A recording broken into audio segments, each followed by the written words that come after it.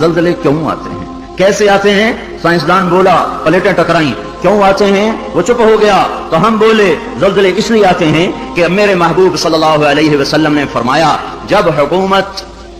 کے افسر بددیانت ہو جائیں گے،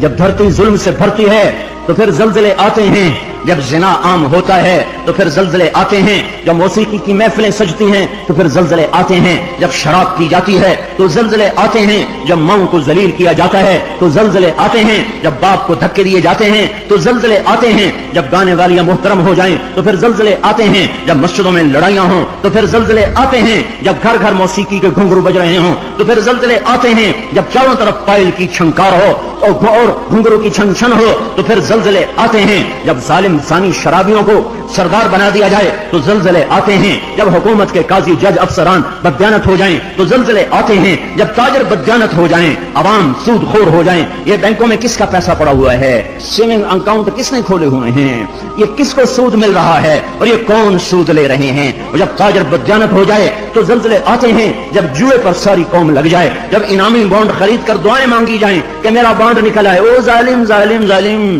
کیا کہہ رہے ہو، کیا کر رہے ہو؟ اللہ کی حرام کردہ چیز اللہ سے مانگ رہے ہو۔ اللہ نے کہا جوا حرام، اور ایک اللہ کرے میرا بانڈ نکل آئے، میرا بانڈ نکل آئے، پھر جوئے پر جوا کہ نمبر خریدو، سیریل خریدو۔ او میرے بھائیو، جب ایسے سرے عام جوا ہوگا تو زلزلے آئیں گے، جب سرے عام لڑکیاں ناچیں گی تو زلزلے آئیں گے، جب تاجر بددیانت ہوں گے تو زلزلے آئیں گے، اور جب مالدار بخیل ہو جائیں گے اور زکات دینا چھوڑ دیں گے تو زلزلے آئیں گے، اور جب علماء کے قلم اللہ کی بجائے مخلوق کی طرف اٹھیں گے تو زلزلے آئیں گے، اور جب ماؤں کے آنسو پوچھنے کے لیے اولاد کے پاس وقت نہ ہوگا تو زلزلے آئیں گے، جب شراب پی جائے گی تو زلزلے آئیں گے، جب ریشم پہنا جائے گا اور سونے کو مرد بھی سونا ایسے استعمال کریں گے جیسے عورتیں استعمال کرتی ہیں تو پھر زلزلے آئیں گے۔ یہ میرے نبی کی سچی خبریں ہیں اور یہ سب کچھ ہو رہا ہے۔ میں آپ سارے بھائی،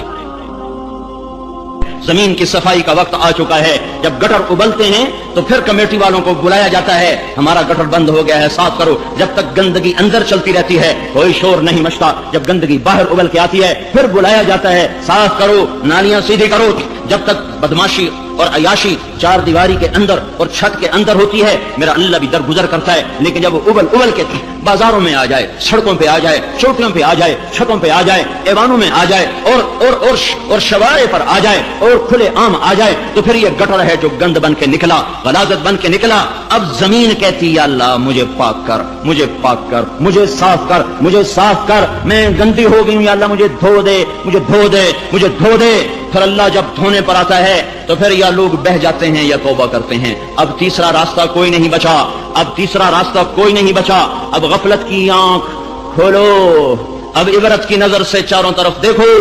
چاروں طرف دیکھو۔ یہ میرے بھائیوں نشان ہیں، چاروں طرف بکھرے ہوئے پھیلے ہوئے، ہمیں توبہ کی دعوت دے رہے ہیں۔